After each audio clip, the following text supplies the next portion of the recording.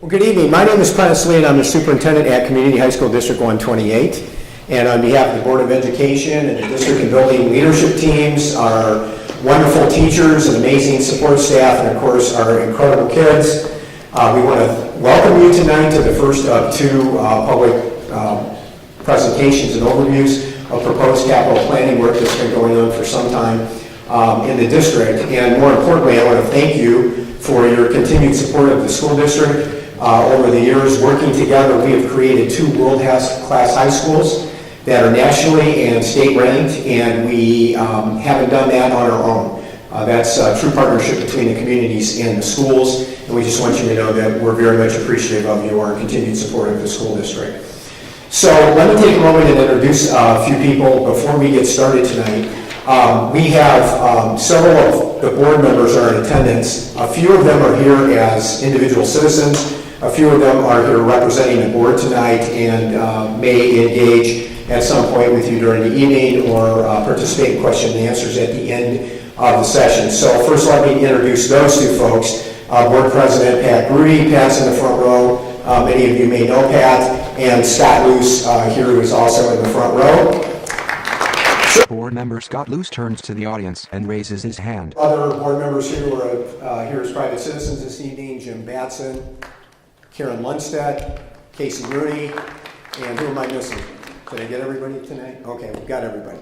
And we have several administrators with us tonight that will participate in the program or also answer questions. So let me start at the district level, just so I don't forget anybody. First, Associate Superintendent Brian Kelly is sitting in the back. Assistant Superintendent for Curriculum and Instruction, Rita Fisher, is also in the top row. Assistant Superintendent for Finance, Dan Stanley, is here. Our District Director of Technology, Mick Torres, is here. And our wonderful Director of Communication, Mary Todrick, is also here. So again, did I miss anybody in that row? And then, yeah, sure, give them a round of applause. And then, of course, our two really outstanding high school principals are here with us this evening, and you're going to hear from them as part of the presentation this evening. So first, our host principal this evening, Dr. John Gilliam from Vernon Hills High School, and then from Libertyville High School, Dr. Tom Kalentis, and Tom is right here. Okay, so I think I introduced, and Mark Koopman is our Director of Buildings and Grounds. And then we have two folks that are working with the district on current capital projects and would also be working with the district if any or all of the proposed projects are included. And first we have Brian Schouts from STR, that's our architecture firm. And then second we have Jeff Masters from Gilbane, who's also here. Okay, so I'll have a round of applause for them. Okay, well, one of the most important things to know... Dr. Lee gestures to Dan Stanley. One of the most important things to know as a preface is... Slide. No referendum. None of the required projects, proposed projects, will require a referendum. And... Slide. No borrowing. They will not require any borrowing, so there are no interest payments. Dan's going to talk about the impact of that later in the program this evening. But those are two very consistent themes that we want to make sure that we hit throughout the program. So what we want to do this evening as we go through the program... Slide. Introduction. Okay, we've really framed this as a series of questions to answer, and then when we're all done this evening, if we haven't answered your questions, we'll be happy to answer any questions that you have. So what work is being proposed and why? What are the costs of that work? When will the work start and be completed? How will it be funded? And what is the impact to cash reserves? And finally, what is the potential tax impact to taxpayers? So let's take a few minutes at the beginning and address some of those questions as we move forward in the program tonight. So first of all, what work is being proposed and why? The District 128 Board and Administration have been assessing and reviewing long-term LHS and VHHS capital needs for approximately 5 years. In the past few years, the board has completed assessment, prioritized needs, and reviewed options to meet those needs.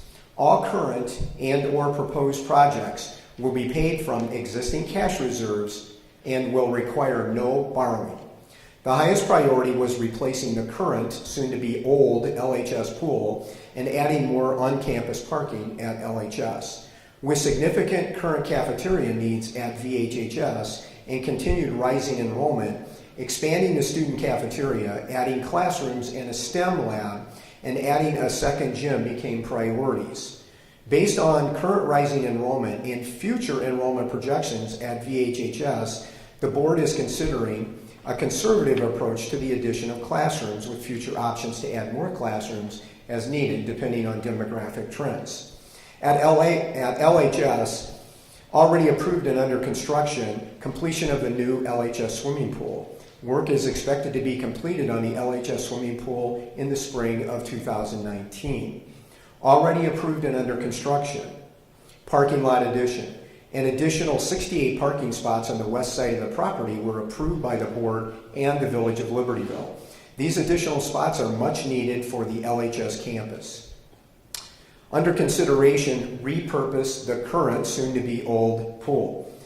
Multi-purpose physical education or physical welfare and extracurricular activity facilities, including a dance studio and a wrestling area.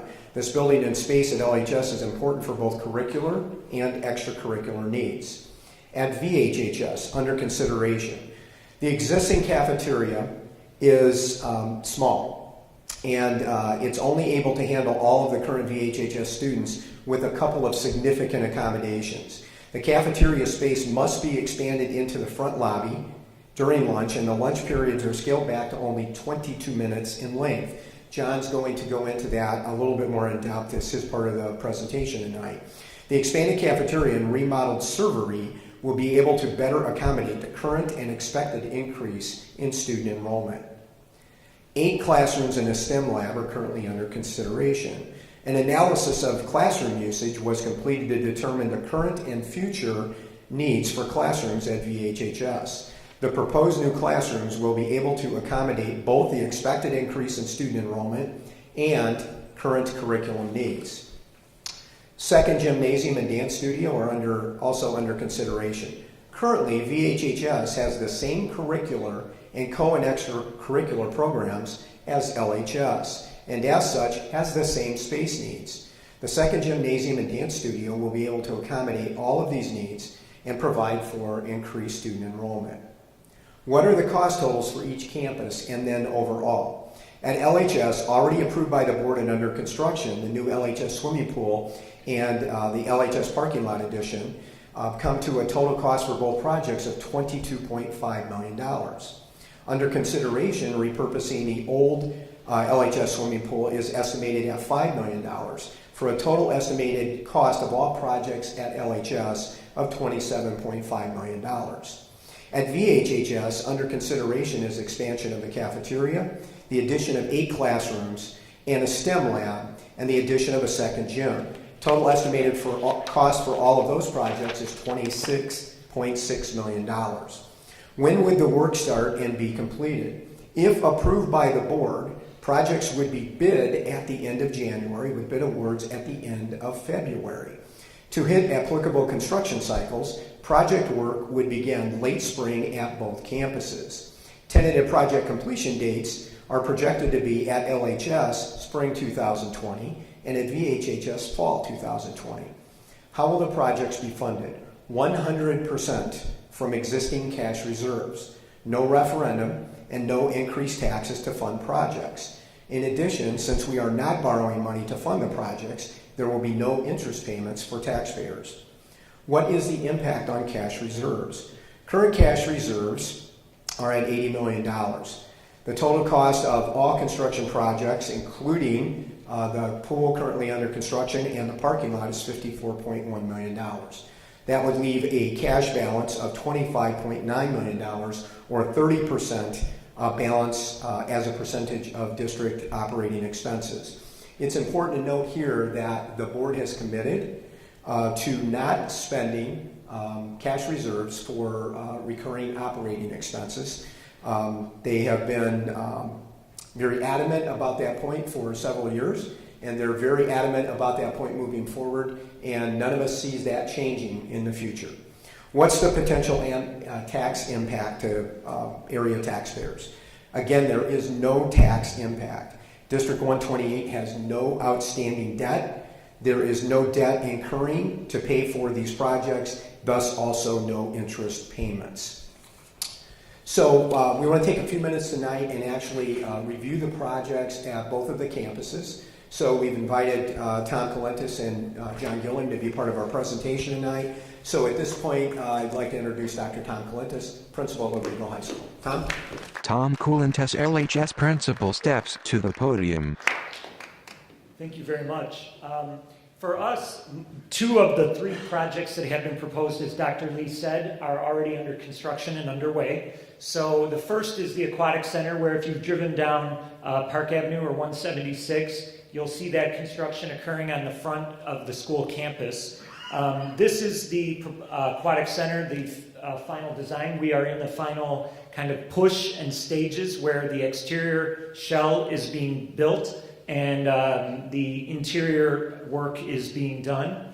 What we're building there is a 50-meter, 8-lane pool with 2 bulkheads, and bulkheads are just movable sort of walls within the pool that help you set the distances and shape the pool. This is our most heavily utilized facility within our high school. It is used by PE classes throughout the school year during the day. It is used by our boys and girls swim teams, water polo teams, and then by a wide variety of community groups, learn to swim programs as well. As Dr. Lee said, this is a partnership between not only does the school benefit, but the Libertyville community from the use of the pool. It's approximately $21.5 million. That was paid from with the reserves. It is under construction, and depending on weather, if we have a really nice mild winter, which we're all hoping for, will be done in the earlier spring. If winter is a tough one, we'll be done in the later spring, but it will open at some point in 2019.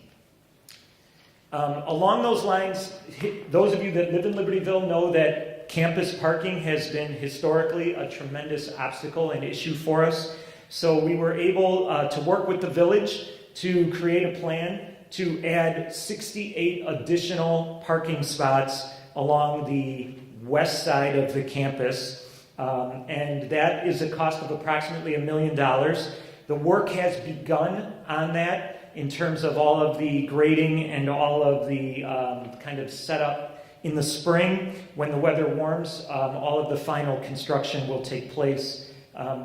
Our students are very excited about getting that completed by the end of the spring 2019. Slide. Renovate existing pool. So that left us, when we have the pool and our new pool opens, our old pool will become shut down. It's at the end of its lifespan, and it is going to be shut down. And that creates approximately 16,000 square feet of space that was really in the heart of the campus. It's in the kind of the center of the building. So when I started, this is only my second year at Libertyville. When I started last year, one of the first things that I did was we formed a committee of coaches, of teachers, of administrators, and what we did was we looked at our entire campus from kind of soup to nuts, and we looked at all of our student programs, our academic needs, and we compiled a master list of what are our building needs, what are the things that we have to have in order to continue to improve instruction, in order to continue to improve the quality of services for our community. From that list, we then worked with architects from STR, and we made recommendations to them about the needs of our facility, and they were able to take that and figure out how we could best meet those needs with the space that we had available. This is not adding new space to the school. This is not creating new structures or designing new buildings. What it's doing is repurposing the old pool space into new usable space for our students and our community. What we have in design, and this is all under proposal, so the construction here has not begun, but as I referenced the comprehensive plan that we created and a facility needs assessment, we determined the best use of this space would be to divide it into 2 levels, and the lower level would be a dance studio and PE space. So we have a lot of dance classes offered during the day as part of PE. We also have a number of yoga and Pilates courses offered during the day through PE. PE is a 4-year requirement, and students take PE freshman through senior year. And we would be using that dance studio all day long during the school day for our PE dance classes, yoga, and Pilates classes. After school, that space would be used as our dance studio for our dance team, which is an IHSA sport.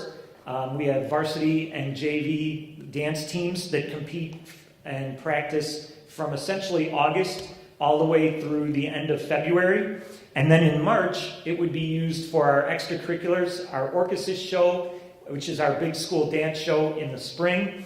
And as well, we would be using it for when we have musicals productions as a place for our student artists to perform and practice.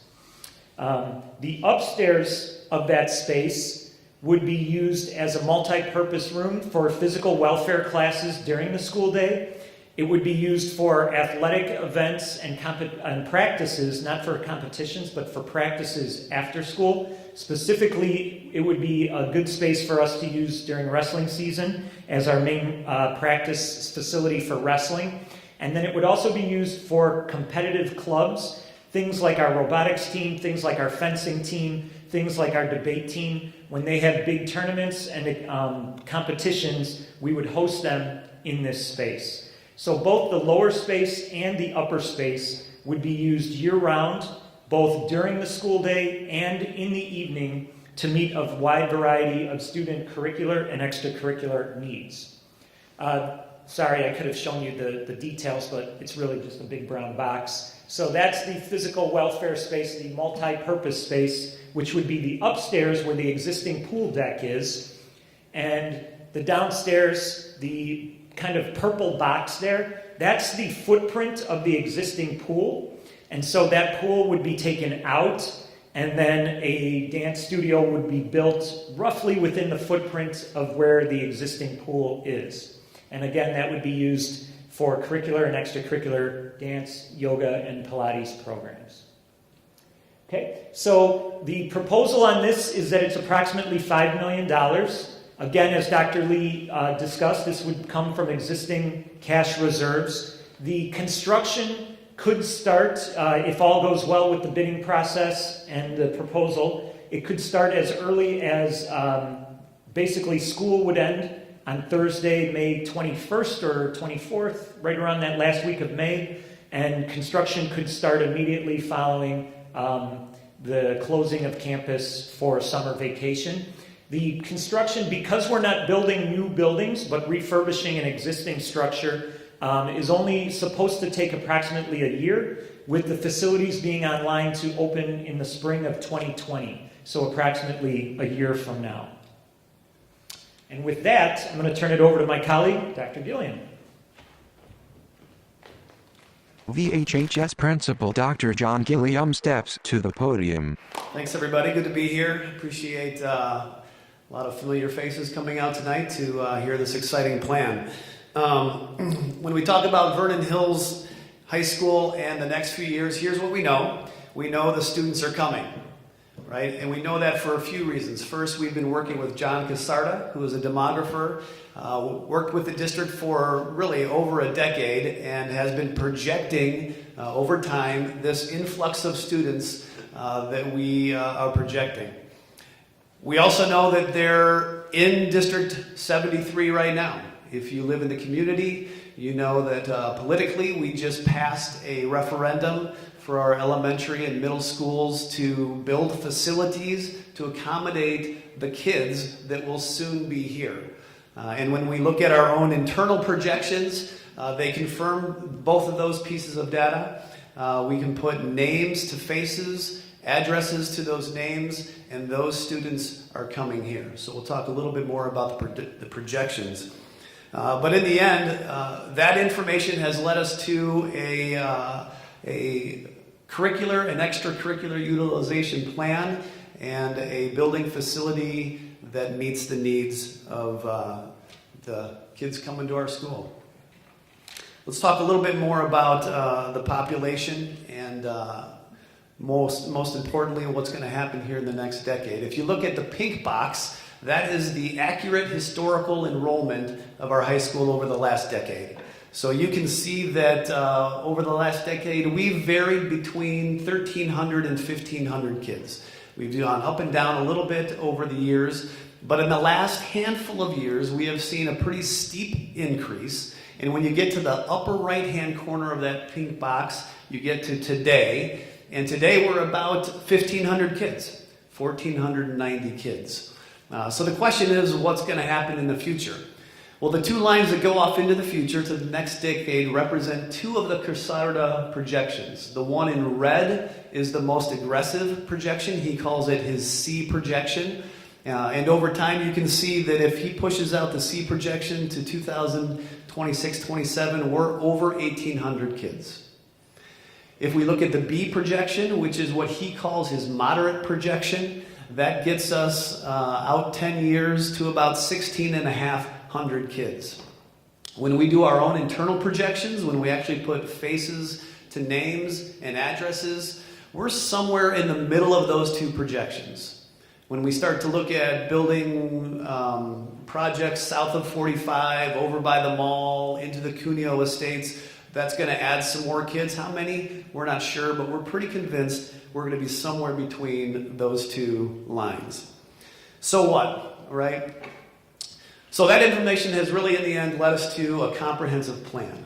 And like Dr. K has done with his building, I've done the same, where we've looked at space utilization. How are we using the space that we have now? What do the programs, in terms of curricular, extracurricular, co-curricular, what are their needs, and where do we see them moving in the future? And in that, then, we have come up with a list of greatest needs. And when we sat down with Dr. Lee and the district administration and the Board of Education over the last couple of years and presented these, we whittled it down to really three basic needs. And so our goal tonight is to show you those. Our concept planning has really been over several years, and you might wonder how we're kind of phasing in to these years now. When we started back in 2014, if you walk to the front of our school, you know that there is a locker room that sticks out, right? And it looks kind of out of place. The reason it's there is because over a decade ago, we planned to build a locker room and a gym, much like the gym that Libertyville built on the west side there. But in about 2010, when the economy crashed, we built the locker room and made plans to build the gym. We, in 2014, came back at this with the board. We worked with a team of design and construction experts and put together a plan. And it's much like the gym that we'll show you here tonight. In terms of the cafeteria and classrooms, that's been something we've worked over the last 18 months. When we looked at our list of greatest needs, put together a concept plan and then a design plan. Really, in the last half a year, we've put thousands of hours with dozens of folks, and they're listed over here: district leadership, building leadership, teachers, student focus groups, student surveys, and then some of the design and contract experts that you see here today to put together what we're going to show here in the next probably 3 or 4 minutes. So the cafeteria expansion. Slide cafeteria expansion. VHHS. The cafeteria, if you walk into our school, most people will say, "Is that your cafeteria? Wow, that's a small cafeteria." I don't know if you've had that reaction or not, but there's a term called scope in reduction, and I think it's fair to say that when Vernon Hills was built, the cafeteria was one of the things that got a little bit shrunk in terms of its size. So we've known for a long time that the cafeteria is small. One of the byproducts then of that is that our kids have half-period lunches. When students eat at Libertyville, they eat 50 minutes. When students eat at Vernon Hills, they eat 22 minutes, take a break, pass in hallways, and then a second group comes in and eats for 22 minutes. You can imagine that as we have increased in size, that becomes more and more difficult as the lines in the lunchrooms become longer. As we started a later schedule, we shortened our periods by 5 minutes, which just put an additional crunch on our students to eat. And so the problem is real. Over time, we've tried to adjust. We've built some of the cafeteria into the foyer, so if you step right outside of these doors, you step into the part of the cafeteria, which is really just an expansion. Over the last couple years, we've put some eating areas into the foyer to accommodate some of the greater need. But our plan before you tonight is to really, in effect, double the size of the cafeteria. Our goal is to allow kids to eat for a full period. And our goal is to do that in a way where they're not rushed and healthier. One of the things that I've worked with our team, our design team, and our students is to create a menu that is healthier also. We won't talk too much about that tonight, but for example, we're getting rid of deep fryers. We're bringing conventional ovens that bake the food instead of deep fry it. So we're pretty excited about what we've designed. Here's the image of the floor plan. If you look in gray, this is what is current. And if you look at this colorful area, that's building into the courtyard. So if you've been around our building at all, you know that it's really a square, and in the middle of the square is a courtyard. And our plan is to build into that courtyard. Now, we won't build so much into it that we lose the aesthetics of it. We'll still have a pond. We'll still have some of the green space. But this will allow us then to just about double the size of the seating. So all this is new seating here. And then the servery, which is this space right here, just about doubles what the current servery size is right now. Slide. Gym and Dance Studio, VHHS. Let's talk a little bit about the proposed gym and dance studio. I want to give you just an idea of what our current curricular and extracurricular needs look like right now. At our busiest time, which is winter for us, when we have gymnastics taking over one of our entire smaller gyms, we are at 100% capacity, curricular. So when I say that, I mean that in our gym and field house, we have 6 courses, multiple sections of those courses over the day that take that entire space. Likewise, for our weight room, which is downstairs in our basement, we have 3 levels of courses over 8 periods a day, 100% utilization. And then when we look at our dance program, which normally sits inside of that gymnastics gym, but when the winter rolls around, they get kicked out, spread into this facility, spread into the auditorium, spread into the gymnasiums, into the bays that aren't being used. We are at 100% capacity in our curricular areas. So what that means for us as a school is student choice then becomes limited. Our goal is to create a curriculum and a process by which students get to choose the course of their interest. And as we start to tighten in our utilization, student choice disappears, and we end up making decisions based on space instead of what's best for kids. Our athletic program. Our athletic program mirrors LHS's athletic program exactly. Same number of teams, same number of spaces. When we have our busiest times in the winter, we have 5 courts in our field house and gym combined, 12 teams practicing on those facilities. In the early spring, when winter is over and we start to add soccer and lacrosse and badminton, we have 19 teams using 5 courts.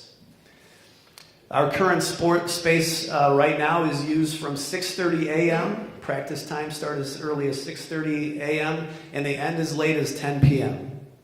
So when Dr. K talked about his pool being the space of greatest use, we look at our gym and our field house as our space of greatest use. So when we talk about need in our school, need for space, and need for the community relative to feeder programs, intramurals, open gyms, and so forth, it's the gym and dance spaces that we're looking at.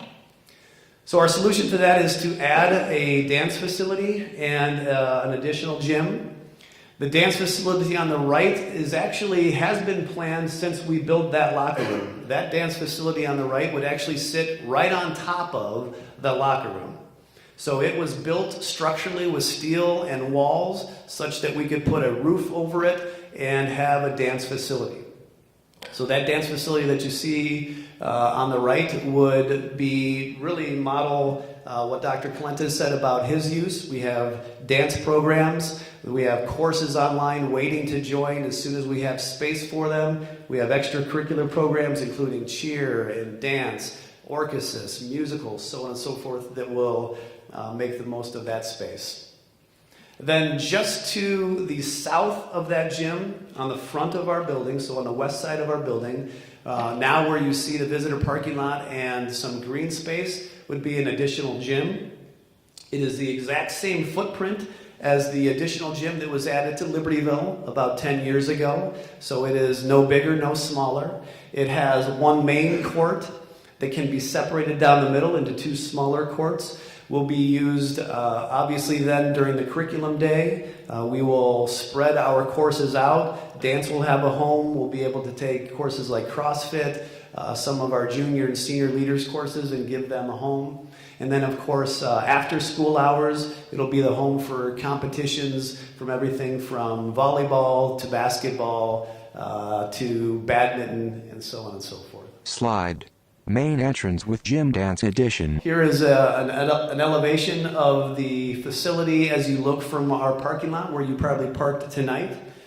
This is the entrance that you parked. This is the facility that I said is already built, that locker room. The dance facility just goes right on top of it. And then to the south of that, as we look at the west side, is this additional gym right there. So the face of our building will look really like it's been meant to be for years. That is looking directly from the west towards the building. So again, there's the locker room that's been there for the last decade, the dance on top, and the additional gym. Lastly, I want to talk a little bit about our proposed additions to our classroom. Slide. Classroom edition. VHHS. We presented to the board a couple times over the last year some room utilization data, which basically says this. When we look at our curricular programs, the number of courses in the departments that we have, the teachers and the children in those seats, we're tight. When we work with architects, they say that when you get to about 85% capacity, you are at a place where you are now making decisions, instead of what's best for kids, you're making decisions based on how do you cram bodies into rooms. And so for us, at this current time, we have 5 curricular departments that are at or near 90% capacity. We are at really a saturation point.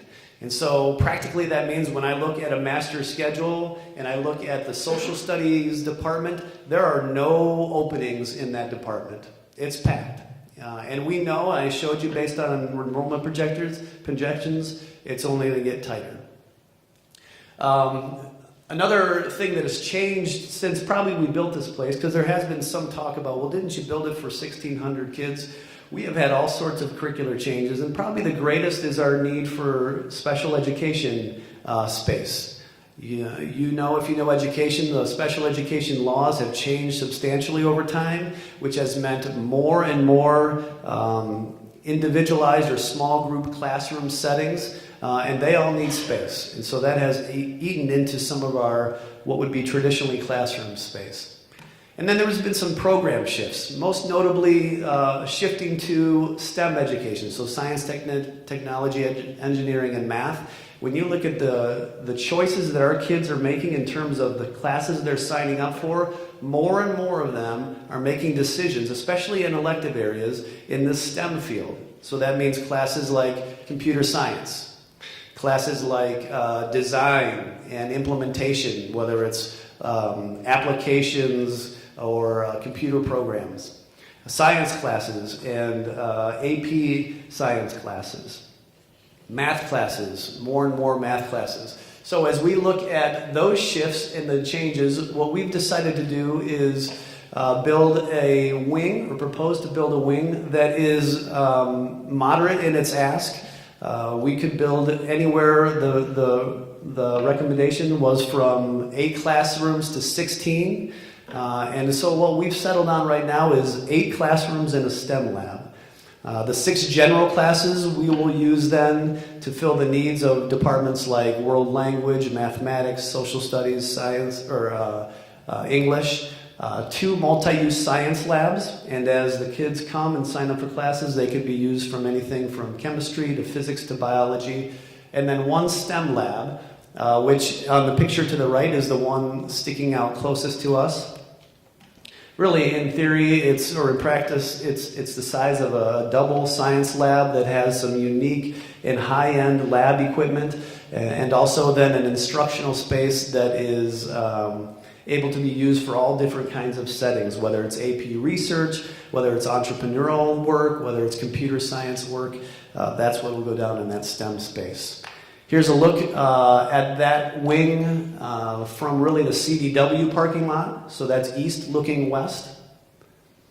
That's the other corner of it as you look more north. Slide. VHHS summary. The footprint of the property then is what you're looking at now. The gym and dance facility, like we said, is on the southwest corner. The cafeteria then would add into the courtyard, and then over by CDW on the north side of our campus would be where the instructional wing is proposed to go.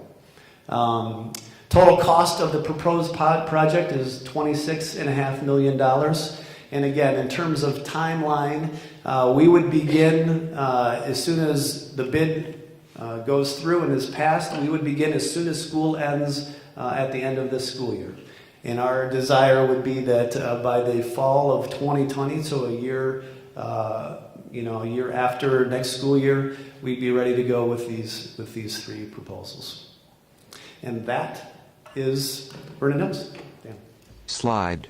Board and Stakeholder Design Planning, D128 Superintendent Dr. Prentice Lee. Thank you, John and Tom. Great job, and we appreciate all your work and the work of the teams. Just want to take a minute before we move over to Dan and financials. Dan, thank you for advancing that.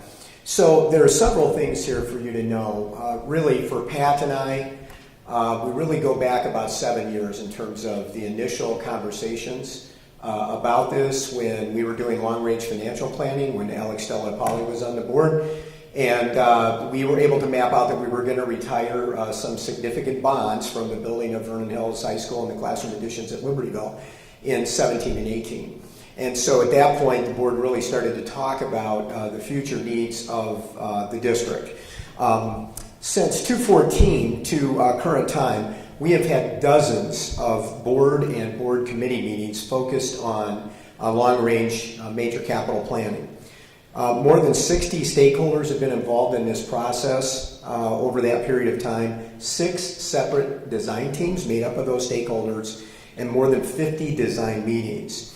And what is important for you to know, one of the things that's important for you to know is that the projects have all been valued engineered. And let me use the example of the LHS swimming pool.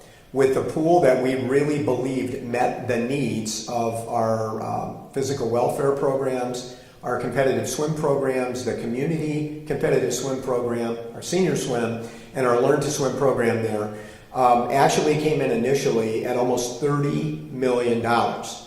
Okay, and one of the stakeholder groups worked on this project relentlessly, and it was value engineered down to $21.5 million. So all the projects that we're talking tonight have gone through a value engineering process. Kind of our hallmark in our district is we have nice facilities that do what they need to do. We do not build Mercedes-Benz in this district. It's never been the history of this district. It's most likely not going to be the history of this district moving forward. The facilities that are proposed are nice, functional facilities. They are not a $30 million swimming pool. So a number of things have been value engineered out of that pool, which was already value engineered down from a higher number. And so that's consistent across all of the projects. I want to take a moment and talk about dance because we will occasionally get a comment, I don't want you to spend any tax dollars on 15 or 20 kids that are in dance programs. Okay? So let me take a minute and address that. First of all, dance is a critical part of our physical welfare program in the district. Okay, I can tell you that my own two daughters who are LHS graduates took dance for all 4 years in the physical welfare, physical education program. So just to give you an idea on numbers, and these are from this year, by the way, at LHS in physical welfare, 233 students have taken classes. 5 sections of dance, 154 students, 3 sections of yoga and Pilates, 79 students make up that total. In co- and extracurricular activities, which would be competitive dance, orchesis, the fall or spring musical, we have had 161 students. That includes cheerleading, 43 students, POMS team, 35 students, orchesis, 45 students, and the fall musical, 38 students. Total LHS student physical education and co- and extracurricular dance-related participants, 394 students. In addition, LHS is required to cap the number of dance-related sections in its physical welfare program due to lack of available and safe space. At Vernon Hills High School in physical education, 142 students are signed up for dance-related classes, 5 sections of dance. In co- and extracurricular activities, 152 students, cheerleading 31, dance team 36, orchesis 50, and fall musical 35. Total VHHS student physical education or welfare and co- and extracurricular dance-related participants, 294 students. VHHS is not able to offer yoga, Pilates fitness, or total body fitness in its physical welfare program due to lack of available and safe space. So roughly the total District 128 student physical education and co- and extracurricular dance-related participants, 688 students, or 20.8% of the total District 128 student enrollment.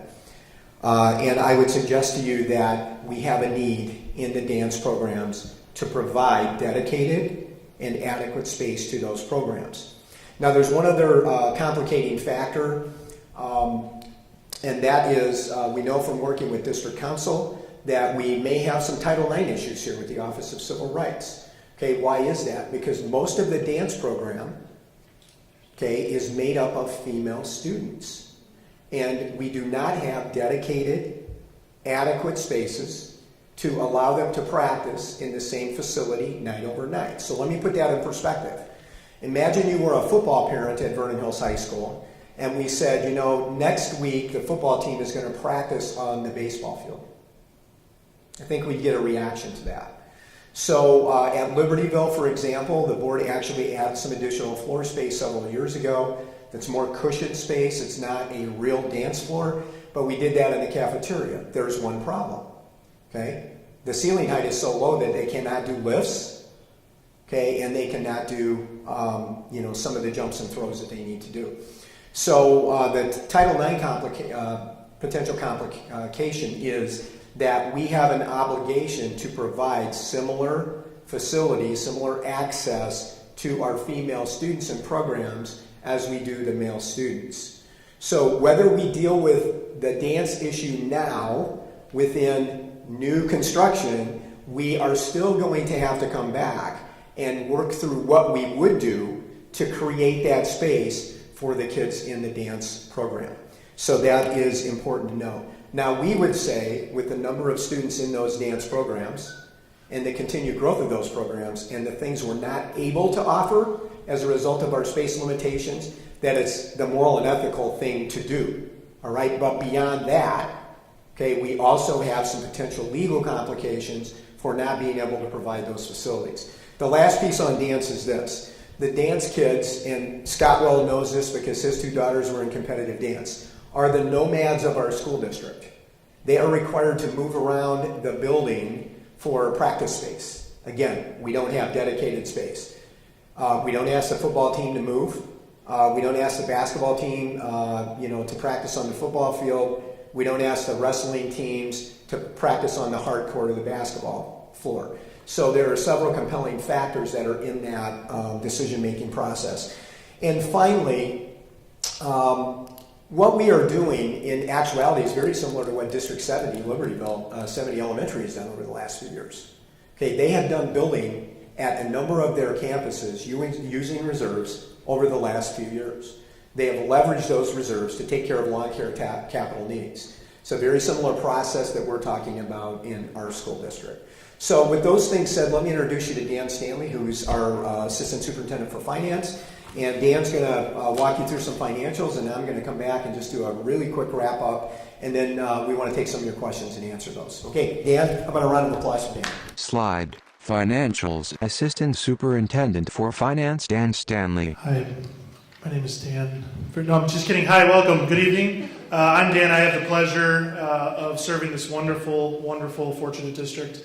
And like Dr. K, we are both sophomores here in our employment at the district, and we're very excited for many years to come. So we want to just walk through the financials of what's going on. I know Dr. Lee already kind of said some of those numbers. We want to kind of put them up to let you see and be able to digest. So in terms of all of the major projects that we're talking about, both the big ones that are happening over at LHS already under construction and the ones that we're talking about and we're proposing really tonight. So if I go through the ones, starting with the ones that are already under construction, so these are approved by the board, bid out, bids awarded, and shovels, literally, well, lots of things in the ground as of right now. So that would be the LHS Aquatic Center. That's at not to exceed 21.5 million. It will not exceed 21.5 million. The LHS parking lot that was done this past fall, approximately $1 million to bring the total projects that are already done and in the ground, 22.5 million. When you're looking at the projects that we're proposing, that we're talking tonight, so the LHS old pool renovation and the work at Vernon Hills, the cafeteria, the gym dance facility, the classroom, STEM lab additions, that comes in at 26.6. So the total proposed construction that we're really talking to you about in a lot of detail tonight adds up to about 31.6 million that we're looking to pay for. So let's talk in terms of fund balance and how do you pay for this. Well, as many people know, the district has a very healthy fund balance. And so if you're looking at fiscal year 17, so when we even right before we started paying for the pool, looking at fund balances right around $80 million. And so if you take everything that we're talking about, so the stuff that we've already approved and are in the process of, so the LHS pool and the parking lot, that's 22.5, plus the 31.6, which is the 5 plus 26.6. Did I say the number wrong? 31.6, yep. Add those together, you get $54.1 million in total capital spending that we're doing. With paying it with the existing cash reserves that we're able to do, that will bring the remaining fund balance to right around 26 million, which when you look at, what does that mean? Like, how do you give context to 26 million? Well, if you look at, the way at least in school finance we look at it is if you look at our operating expenditures, the money that it costs us to run this district year in, year out, how much money do we have left in our fund balances as a percentage of those expenditures? What is that? And that would bring these to 30%. Which is certainly a very healthy and would still give the district very strong financial ratings from the state and everything like that. So that's really a look at the fund balances. The other thing that we wanted to talk about is there's other impacts and things that we're taking into consideration with this. And some of this is really, so now I'm going to talk to you about the money that we're not going to spend or that we're not proposing to spend. And that really has to do with the cost of waiting and the cost of borrowing. So let's take a look at waiting. So what if we said, you know what, this year, not a good year, let's wait till next year, right, to do this. Well, currently when talking to our construction manager, you could have an inflation or like escalation costs because construction costs go up year over year. Do they ever go down? Not that, I don't see them go down. That range could be 4 to 6%, we're thinking conservatively. So if you're talking on that, on the 31.6 million that we're proposing, we're not counting the pool and stuff because that's already done, bid, approved, in construction. So this new 31.6, that could add a cost of 1.3 to 2 million every single year, and it compounds, right? You've ever heard one of the most magical things is compound interest, right? So that's something that we want to keep in mind, and we would like to avoid that additional cost. The second thing is on borrowing money. This is an amazing district. It is a very fortunate district to be able to afford cash for these. You don't find that very much. It's difficult to do. And so being able to pay for these basically $50 million, you're not borrowing money. And if you think about it over time, if you look at your own mortgage, right? So if you've ever done the calculations, right? If you have your mortgage and you do a 30-year payback on your mortgage, you look at what you've totally spent, you basically bought your house 3 times, right? Similarly, now, our borrowing schedule that you're allowed to do by law is kind of limited really to 20 years mostly, and so, it's not quite, you bought everything 3 times. But really, you're doubling really the cost of the base cost, and so that's an important thing that we think is valuable, and we would certainly like to avoid an additional $50 million. Like, we'll just use the $50 million on these projects and avoid interest payments for the future. Finally, a third thing that we would like to avoid is increased costs as it relates to splitting or deferring parts of this project. So with Vernon Hills, right, so you got things happening in all the different spots, right? Well, if we're doing these all at once, there's a certain economies of scale that we can get by having all the trades on site at the same time. They can coordinate the 3 different areas where we can consolidate the amount of steel. So we're buying more steel so we can get it cheaper. All those things have an impact in terms of economies of scale that we would like to take advantage of with these projects. And additionally, as much as I love our professional services, if we deferred or took longer, we would have to pay them more. Not that you're not worth it, you're worth every penny. But we would have to pay them more because in one sense, it's not really a whole lot different cost for them to be here for 2 projects or be here for 3 projects. It's not a really big cost difference. And so if we did delay and said, we're just going to do 2 parts now and 1 part later, we would have to pay them again to be here because it's really about the amount of time that they're here on site. And so if we can consolidate all of that, those are the things that we're looking to take advantage of, really. So in summary, right, all in a nutshell, the stuff that we're really trying to show you tonight is looking at proposed additions at Vernon Hills, $26.6 million. That's the cafeteria expansion, the classroom addition, and the gym and dance studio addition. At Libertyville, proposing renovating the old pool, making the physical welfare space on top, dance studio on the bottom, $5 million. All plan to be paid from existing cash reserves. No referendum, no borrowing money, no tax increase. And even the question of, right, it costs money to build the thing, but then also it costs money you got to pay for electricity for the building, you got to pay for gas, you got to pay for somebody to clean it, right? All of that stuff we do not anticipate having a problem being able to pay for. So that's really the core of the information that we have to give you in terms of the financials. So at this time, turn it back over to Dr. Lee. Slide. Public comment, questions. Superintendent Prentice Lee. Just a couple of other things before we open up for questions. So a couple of deadlines that are important to remember in the process here. The deadline for board decision making to bid individual or all proposed projects is Tuesday, January 29th, which is our rescheduled January board meeting. And the deadline for board decision making to actually award individual or all proposed projects is Monday, February 25th board meeting. There are 4 opportunities for public engagement on capital projects. Of course, 2 public presentations that we're doing this week and next week at Libertyville High School. And then we have several scheduled board and committee meetings in January and February prior to the board decision making to bid or award the individual projects. In addition, the standalone capital projects presentations with questions and answers will be videoed, so we are videotaping the presentation tonight. We will do the same at Libertyville next week, and we'll be posting those videos to the website. I would just note for the record that those videos have to be compliant, ADA compliant, so it takes about 7 to 10 days to make sure that they are. And as soon as those are done, then we'll be posting those up to the website. And as I mentioned, additional opportunities in February to come to the board meeting. And so we'll be posting an FAQ really designed, starting around the design of the presentation this evening. We'll also be posting that to the website, and we'll be adding to that as we get additional questions. So that's what we have for our presentation and our overview tonight. And I would say before we start doing questions, we've got a microphone that we can pass around tonight. We would ask you the first question that you just identify yourself and tell us where you live. You only have to do that once. So if you have several questions, You don't have to do that each time. And then just to let you know that any Pat or Scott or any of the district administrators or the principals or our architect or design group and construction management group might respond to those questions as well. Okay, so without further ado, if you have questions, Brian's going to walk the microphone around and I'll give the microphone to who's ever going to answer the question.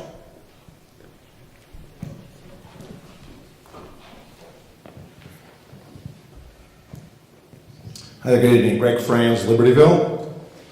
First question I've got is relating to the pool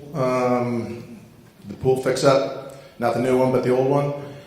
Did anyone evaluate, I know that we're putting another a PE room up on top, and then you talked about moving wrestling over there. What's going to happen to the existing wrestling area? Has that been identified? It looks like we're going to take it from one place and move it over to the other. I guess the question I've got is what's the impact of only doing one floor instead of doing the two, the cost on that impact? Okay? Tom, you want to take the question in general? I have a few more. Sure. I'll answer that one very quickly for you. The issue that we have right now is that we have to run many practices early in the morning before school and several practices very late in the evening because of the lack of space. So by us being able to move wrestling over and out of the field house, it opens up additional practice spaces so that instead of having to schedule practices very early before school or very late, like 7 to 9:30 or 10 o'clock, we can run them at a normal after school, and we think that's better for students and for families. So it just allows some of our underlevel and kind of multi-use courts to be used by girls basketball, boys basketball, some of the volleyballs and things like that. Thank you. Are all the bonds, and do we have any debt in the district that they were retired in 2017-18? Is that a fair assumption? We have no debt. District has no debt. Approximately right now, how long did it take us to build up that $80 million reserve? And based on not where we're going forward right now, but the last couple of years, how much are we contributing to the reserve each year of tax dollars over operating expenses, more or less? Assistant Superintendent for Finance Dan Stanley. So sophomore year here, I can't exactly speak to how long it took to build that up, but I just do know the last few years the district runs a surplus of a few $1 million depending on kind of the year. We're still waiting for finalized numbers for last fiscal year, so that's really where we're at. And is there an optimal amount of what the board and the school district is expecting in terms of where they want that reserve level to be, as opposed to just more? I'm just curious. Okay, you can hear me. I think Dan or I could answer the question, or any of the board members here. Really, the board has had a lot of discussion over the last 3 or 4 years about what is the appropriate level for that reserve. And they're comfortable with that 30% number. We think we're in a good place, Greg. And actually, that number, dollar-wise for us, will still put us in a good place. If we had some catastrophe in the district and we had to address that catastrophe, we would not have to come back to you as taxpayers to ask you to replace a roof in the middle of the winter that went out or something. So, and you had mentioned that the OPEX, the operating expenses, will be more than covered by, I would imagine the additional operating expenses related to all these facilities is coming out of that $2 million surplus from each year that was contributed to the reserve. You've done a lot of work on this, and I'm impressed, to say the least. Number one. Number two, I think the argument for Vernon Hills is very compelling considering the population increases. But I guess the question is that do we have a number? You talked about in general, hey, we'll be able to cover the operating expenses, the lights and the pool and everything else. Do we have a rough estimate of what that might look like in terms of additional operating expenses that relates to this, all these construction plans? We'd have to get back to an exact number, but we know relatively the square footage that we have of the district, and so we know adding X amount of square feet per these projects that cost, I don't want to say is not material, because all those costs matter, but that wouldn't impact our operating expenditures to a significant degree. In terms of the heating and the electricity and everything, the cleaning is an example, right, that's going to have to get cleaned. Those are things that also we'll have to look for. Right now we contract out for this cleaning services, so that's really something we're working out with our contracting company to kind of figure out what the price would be. Thank you. Go ahead, Pat. Here.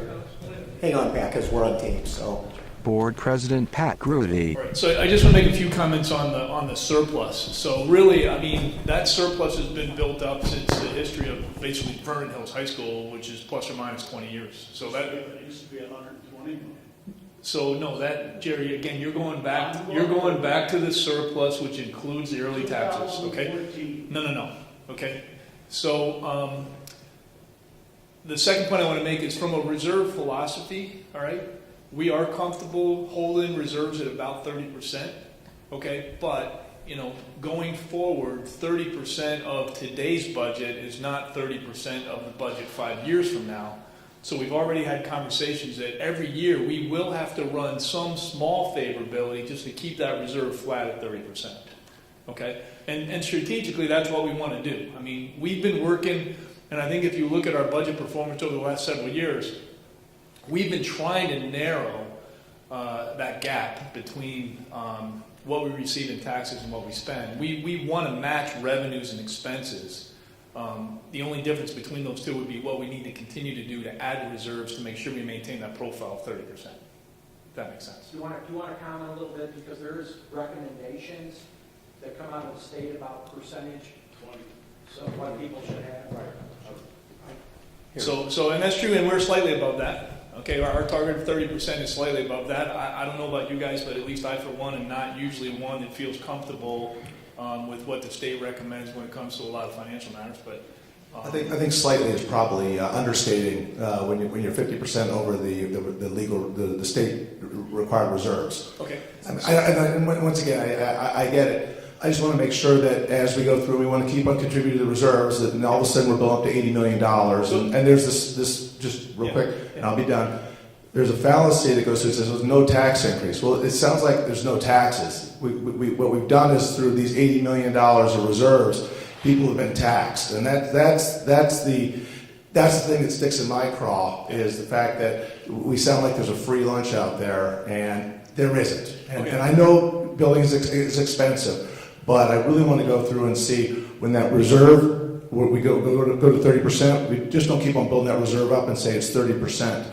Let's go through and try and give a little bit back to the taxpayers in some small measure, even if it's tokenism. It shows an honest effect of the contribution that we make to this community. Thank you. So again, a couple points that I think are important to make. Number one, again, we have no plan strategically to increase the reserves, and I'm going to define increase the reserves over that profile. Okay. Second thing is, we are all taxpayers. We feel your pain. Okay, I certainly do. Third thing is, over the last, it was really not last year, it was I think the 4 prior years to that, we abated $18 million. Okay. We did that strategically for a very important reason, which is we really had to find a way where we could, in this case, we couldn't give money back to the taxpayers, but we could choose not to take money from the taxpayers. Essentially what we did is we used our reserves to pay off our mortgage, okay? Because we knew once that mortgage was paid off, those expenses would not recur, and so we wouldn't put ourselves into any long-term jeopardy as far as our financial situation goes, okay? So the only other comment I'd make is, going forward, I think we're certainly willing to look at that 30% profile and continue to ask the question whether that's too much or too little. I would say at this point, strategically, we would still want to be conservative, okay? We have been conservative in this plan, building 8 classrooms, okay? I wouldn't want to get 10 years down the road and find out that I need a few more classrooms because they renovated Hawthorne Mall and now there's even more people in the district, and all of a sudden we've bled down our reserves, okay? So that would be my reason for saying we're still going to be a little bit conservative. But I can assure you there's nobody on the board that says we want to build the reserves back up to $80 million. That's absolutely not something we want to do. And Pat, I would add to that, this is my close to 15th year in the district, moving forward. And so we've had a number of iterations of the school board. We've had a number of members come to the school board every 2 years. We've had some members that resigned and then the board appointed members to come in. That conversation has been very consistent across that group over the 15 years, that we want to, what is the right number? So we really, Greg, we've probably spent a couple of years really digging in, to what the correct number is for that. And as you know, we live in a state with a lot of uncertainty. So a couple of years ago, it looked like There might be a property tax freeze, which would be great for the homeowners, but would cut revenue off to property taxing bodies, right? And it also looked like we might get a pension cost shift, where part of the pension cost of the state, that's the state's obligation, would be given back to us locally. Either one of those things would have some pretty substantive effect on all school districts. Together, they would be catastrophic, and on top of that, we went for 2 years without a budget, so we didn't know what we were going to get from the state, really. So I think all of those things play into ongoing conversations, but probably 5 years ago when we really started to dig into that, the conversation was, even if we went below 50, we were pretty nervous, because we didn't know what was going to happen at the state level, what costs we were going to have to pick up locally. And so through those conversations, we've really come to that 30% number in terms of a funding platform, and it's something that the board reviews every year, and we'll continue to do that. And I, like you, am a taxpayer in the district, so I've got a dog in the hunt too, just like you do. So. And one last thing, not to get it off track. Sure. Just to make sure we just want to get on. Yeah, and not to get off track, and I know the pension thing is a big issue, and I'm not so sure that even 30% would do anything if the full pension liability was thrust on every district to even come close to covering the thing. So that's another complicating factor, but as it relates to this right here, I get it. I just want to make sure that the residual, and as we start to go through and get our OPEX in line, that the excess isn't just either we find something else to spend it on, but we take a look at it and saying, can we go through and defer mill levy increases on the taxpayer as long as possible?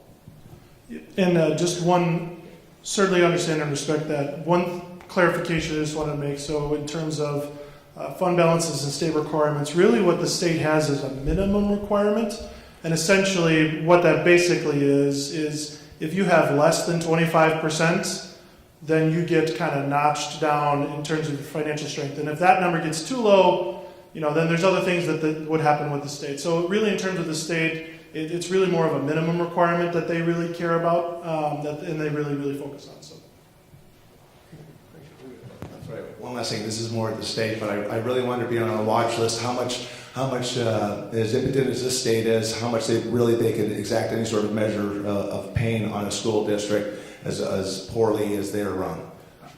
And really, you see It's a really that political statement, but we appreciate that, okay? Fiscal. You'll see that in Lake County, North Chicago went through something. So essentially, what they would do is, if you get to a certain point that's so low, they basically essentially remove some of the elected board's power and give it to an appointed board that is and the idea is to try to make positive changes to turn that district around. So that's really practically what would happen, which what you've seen with our neighbor North Chicago that happened for years. So that's really what would happen in that situation. Happened to Round Lake too, so, and East St. Louis. There you go. My name is Heather Lease. I have 2 properties, one in Vernon Hills and one in Libertyville Choice District. 4 kids, 2 at the high school now and 2 in the elementary school. I want to start off by thanking the school and the school board for being proactive with this space issue. My kids in elementary school are hurting now because of it. So I'm very glad that you guys are looking into this now. My question is, what do you need from us to move it forward? I don't want to delay. I don't want to have this pushed out years to where they're getting in the school and still under construction. Well, I think as we kind of laid the timeline out, the board's going to be doing decision-making to bid the awards in January, either individual or all the projects. We would, our recommendation is that we move forward, with the list that we provided tonight, and then in February, they would actually award the bids. Now, here's why those 2 dates are really important. You remember Dan talked about the cost of waiting. Okay, there's a construction cycle that we have to hit, okay? So if we go beyond February, we're going to miss the next construction cycle, which is going to drive us forward another year, which is going to cost us several $1 million on the size of the project that we're doing. So I think in answer to your question, it's probably just to let us know that, or let the board know that you're supportive, right? Yeah. That's it. Well, I know tons of people, everybody I speak with supports. I know that there's a little, I guess there's a Facebook mob page that's out there complaining about the studios, but everybody who I speak with supports all of it, including the studios. Well, and again, the dance numbers Yes. support those studios for that reason, and then again, we've got the potential legal entanglement, where we're going to have to take care of that problem anyway, somehow with existing space, if we don't construct space within construction. So Okay, appreciate well, your let's comment. get it done. Yeah, thank you. Question over here, Brian.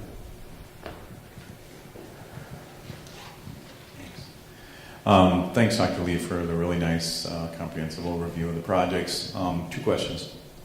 David Ludoff, sorry. Thank you. I'm Vernon Hills.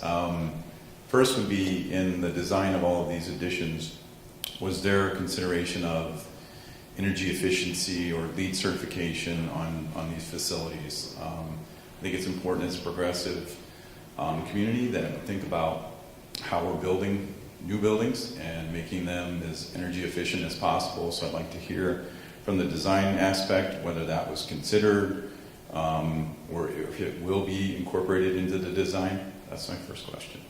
Okay. Who wants to answer that?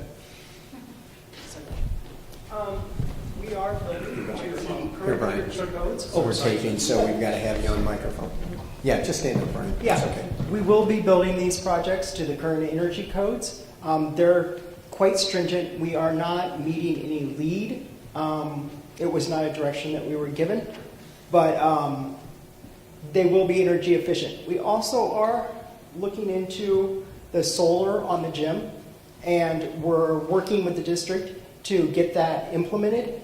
We are building the gym roof to hold solar panels for future if this district money or this grant comes through for that. So we're looking at alternative ways, and eventually, if we did get the solar on the gym, we could apply the project towards a LEED certification. So right now, there's not money set aside to make for the solar panels. It's in the future if Yes, it would be in available. addition. Right. Some of that is timing, because really, to kind of secure some of that, there's a process to go through, and so we try to be really intentional about the construction cycle we're trying to hit, and so those things don't necessarily have to line up, and so the idea is if you have it ready to be able to do when those other timelines line up, then we can do that at some point. Because it's grant money. Correct. Yes. Just to be clear. So the comment Pat made was we could use grant money to do that. We certainly would do that. We would certainly look at doing that. We're preparing everything for that possibility. But you have to apply and do that. Right, exactly. There's an application process and approval. Go ahead, Brian. We're also working with ComEd for an energy efficiency and program. I think we have a kickoff meeting soon. Yeah, today. And unfortunately, I didn't attend it, but our engineers did. And so I'll get the rundown on that probably tomorrow morning. And so we'll be getting a lot of energy efficiency credits and towards the design that we've worked on right now. Okay, thank you. Second question was just with the increasing enrollment here at Vernon Hills, has there been any discussion about increased parking? And I know that's not as important when you think about the buildings and what we're putting in place to help the kids. I don't know. I mean, I know the parking's always been an issue here. We have to park across the street and things like that, which is fine. I just was wondering if there's been any discussion about creating more parking spaces, or if that's even something that's been considered. Well, I think the honest answer is parking's always an issue, and certainly at Libertyville, it's been an issue, so we understand the parking issue pretty significantly. Anything that we would do in parking would be beyond this project, because this really takes us to the limit, and again, kind of the 30% that we're comfortable with, and allowing us to have the facilities that we need to have for now. But, anything's on the table for future conversation at either campus. John, go ahead. And I'll just add this, just practically speaking, our staff parks on the east side, and currently there are still 10 spaces available for staff. So as we build in student enrollment and in staff, those spaces are going to be taken up. So we'll be thinking about moving some of the district vehicles, some of the dumpsters to create more space on that side. On this side, on our west side, is where our seniors park and some of our staff park, and those spaces are filling up. Fortunately for us, we do have access to the park district parking up, up south, up on the hill south of us. And I know that, we've gotten their approval to continue to move into their spaces. Now, our children aren't going to want to walk that far, but our children can walk a certain distance and be okay. So I think in terms of parking, we have awesome neighbors, and you referenced the fact that sometimes we have overflow parking in some of our neighbor facilities. They've been great to work with. I don't see a reason why they wouldn't continue to allow us to use parking spaces in nighttime events, but we're pretty blessed in that way as well. Yeah, we're very fortunate in comparison to most other high schools in Lake County.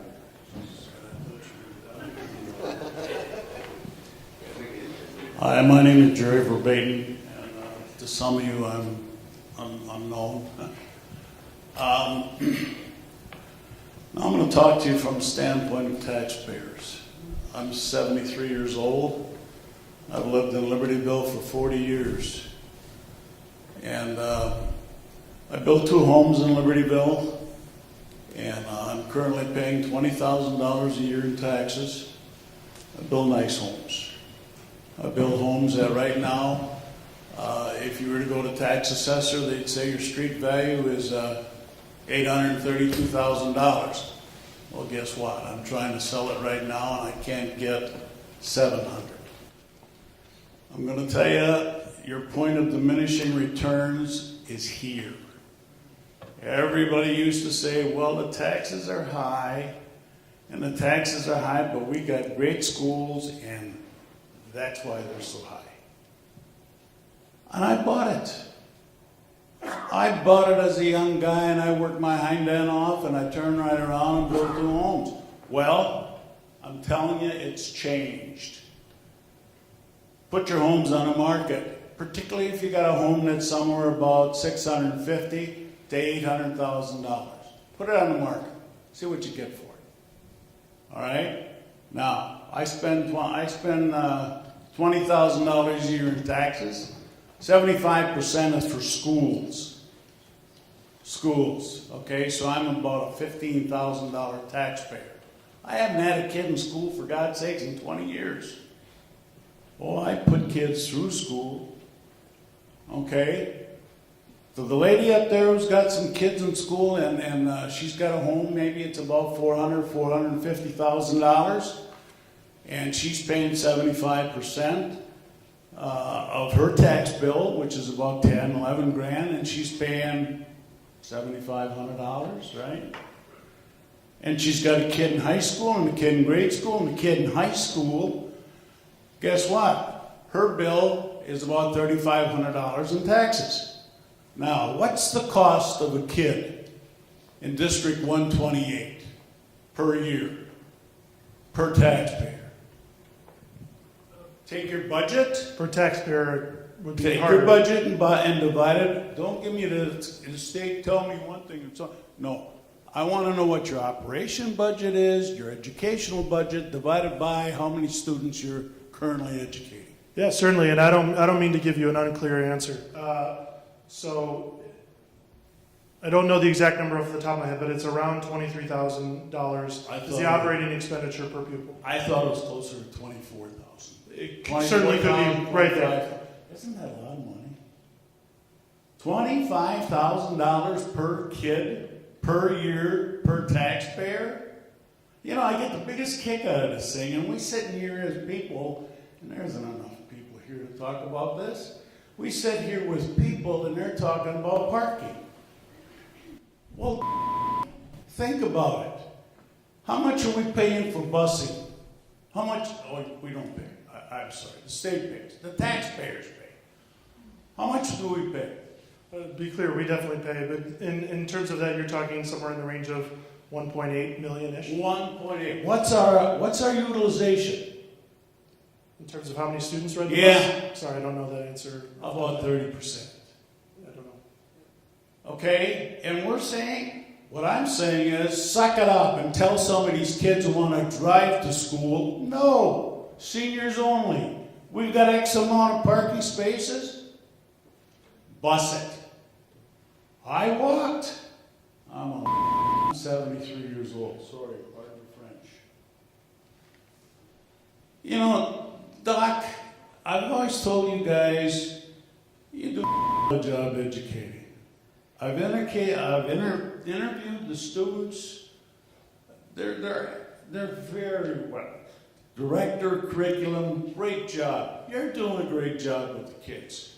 I'm not knocking that. But you're taxing me right out of my house. I'm moving. Okay? I'm one of those people that if I had my choice and if I didn't have grandkids here, I'd be out of the state of Illinois in a heartbeat. And you know, I love this when they say we need additional classrooms because the state has got their special education students and we're forced to accommodate them. Tell the state to pay for it. We're not getting diddly from the state, right? With all due respect, there are state laws that tell us what we have to do in terms of special needs and even transportation. So, for example, state law requires us to transport students under certain circumstances. Well, that's something that we have to do by law. I'd love to have somebody step up and say, stop it. Okay? That's what you're doing to us from a taxpayer standpoint. If that's a big part of it.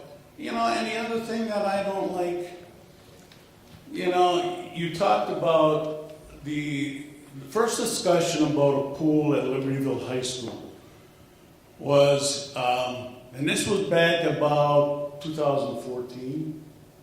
Okay, when the surpluses were, and I don't know, we changed the definition of the name, didn't we, the surplus, what is it called now? Cash reserves. The cash reserves back then were somewhere about $100 to $120 million. You don't think so? I mean, what was it about? Do you have any idea? No, I don't get the quote off the top of my head, but we explained to you, you're right. Wait, Pat, wait.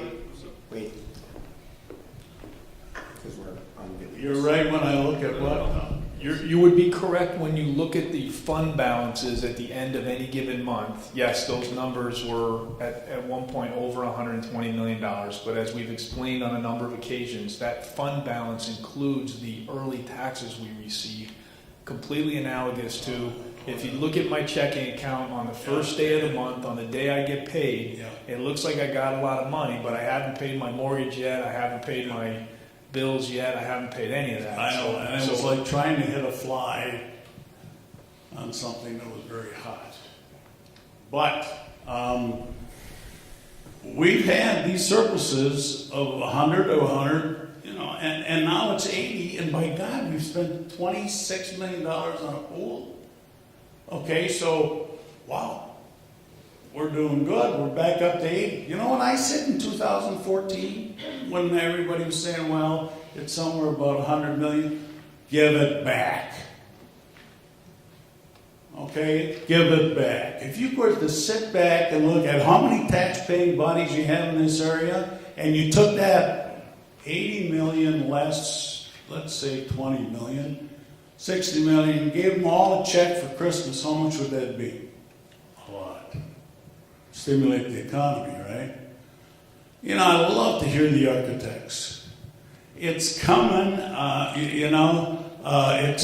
it's going to increase your cost. It's going to get worse. Geez, I'm reading things right now where they're talking about maybe a slowdown in the economy, and it ain't going to get worse. If we don't watch this current presidential situation, copying on it. But I'm a taxpayer. I'm disappointed. I love the school. I love the community. But by God, we're broke somewhere along this line. And I've said that since 2014. You won. You won. I went to the same village board meetings in Libertyville. And you know what I got over there? Mr. Weckler says, well, we're doing a good job controlling our costs, taxes, and blame it on the high schools. Blame it on the schools. This one and that one, and point finger routine don't work. We all got a problem. And if you don't want to step up to it and miss it, you'll be in my boat someday. You will be in my boat. And, I would only ask this when you look at the capital spending, okay? What is your teacher-student ratio? How many students per teacher? Depends on the program. Okay? So in Jerry, in special education classes, those numbers are No, don't go there. But they are on our staff, so those numbers are lower, okay? Some of our at-risk students are in classes that are lower. And some of your driver's education people are running 4-to-1, right? Or 3-to-1. 4-to-1 in what? Students. When you're teaching Well, you can't driver's drive ed. 12 kids, Jerry. Well, that's just, you can't fit more than that in a car.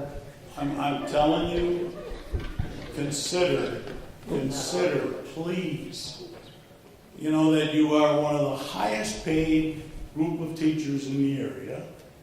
Okay? Nobody's underpaid in this situation, and I'll prove it to you. All right? I don't mind paying for performance. I'm not saying that. But the real issue is start looking at, I was educated by nuns. I think the ratio was 42-to-1. That's out of line. I'm not going there. But I'm telling you right now, consider something like that. If you gave one more student to every teacher, how much would that save the taxpayer? I don't know. I've had enough, so... Okay, can we move on? Okay, thank you. Thank you, Jerry. All right, another question over here, and then we have another one up here. Hi, my name is Becky Palmer. We're in Libertyville, but we're in the choice zone, so we have students here at Vernon Hills.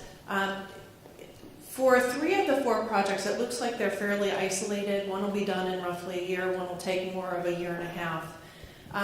Just a question on the cafeteria expansion. It is literally right in the middle of your building. During the school year, what are your plans to accommodate that project as you have students in the building? Great question. So as we've worked with our construction manager and our architect, the plan is this, that we would hit it heavy this summer. So much of the shell and structure would be done in the summer. We would start the school year with the current servery as it stands. So there would basically be a false wall that led into the new servery, but we'd be using the old servery for the remainder of that school year, while the finished work would be done on the new stuff. Then that next summer, the finished work would take place, the wall would come down, and we'd have time to open it up. So we'd be really practicing for another year with the old servery and cafeteria space while they're building basically the new stuff. Okay, thank you, and thanks to all of you who have put a lot of work into these plans. We really appreciate it. Hi, Tanya Reback, Vernon Hills. I just want to, my voice sounds really weird on this. I just want to thank and applaud the administration for the plans that you've put out here. It looks like obviously countless hours have gone into this, and I think it's really, really important for our students. I couldn't be more proud to have 2 students in this district, and especially here at Vernon Hills High School. Dr. Lee made a great argument as far as the dance needs are concerned, and as a parent of a dance team athlete, I just want to implore the board to strongly consider passing this. It's so important for all of our teams to have equal access to be able to practice when they need to practice in or on a facility that is correct for what they're doing. We have a lot of dancers that get injured on basketball floors because it's just not right. But in the meantime, we have football players at both schools playing on gorgeous turf fields. So I implore you to give some consideration to these other programs, because I think it's very important, and as is all the rest of this, I'm very, very impressed and thankful. Did you have another question? Yeah, Okay. more comment. It's just mainly about the tax issue that you brought up. We do have, like I said, I have 2 homes now currently in the district, one in Vernon Hills, one in Libertyville. So I do pay a lot more taxes than what was referenced to.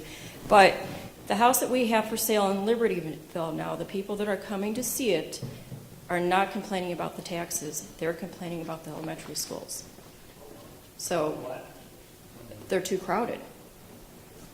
So we are having people tell us no to buy our house because they're worried about the school district, not because of the taxes. Any other questions? Okay, am I mic'd up? I think I am. I can hear myself. Okay, so just in closing, again, on behalf of the board and everyone here in the district, we appreciate your attention to coming out tonight and you making the commitment to do that. If you have friends and neighbors who would like to see the presentation live, we'll be at Libertyville High School next week, same night, 7 o'clock in the Libertyville Studio Theater. You can tell people to put, easy way to get to the studio theater is just park in the back lot at Libertyville, come through the back door right up the stairs. You won't be able to miss us. You won't have to wind your way through the building and all the additions there to get there. But if you want to encourage your friends, that would be great to see them next week. Remember, 7 to 10 days, the video from tonight will be posted, so you can also direct people there.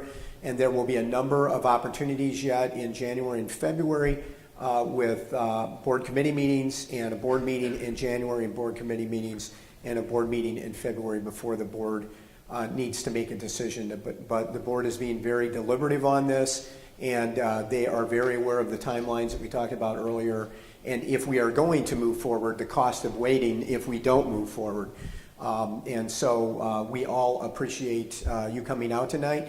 I would mention one other thing. If you want to plug into the district in a more detailed way, toward the end of this week or early next week, you're going to receive a second postcard from us, and it will give you some instructions about how you can sign up to kind of plug into the district. If you're not a parent and you're a resident, you're not getting some of our other information, you'll get notification like the 2 villages do of when the board meetings are, documents for the board agendas, those kinds of things, our e-paw prints, our e-board briefs after the meeting, and any other important information. And again, the board and administration believe collectively, and we have worked hard to demonstrate our desire to be transparent and to interact with community members. And as Jerry knows, we may not always agree, but we'll always listen and we can always have a conversation moving forward. So if you'd like to plug in that way, you'd have an opportunity to do that when we get into budget season and we get into levy,